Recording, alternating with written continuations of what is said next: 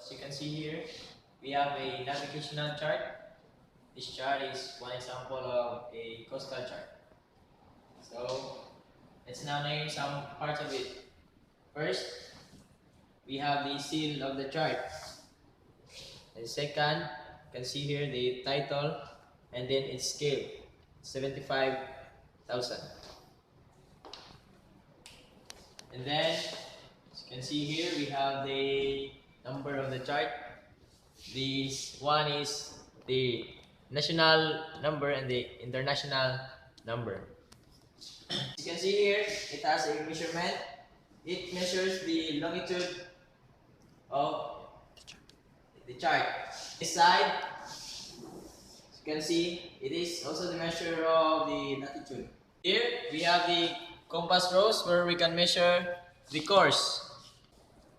Thank you.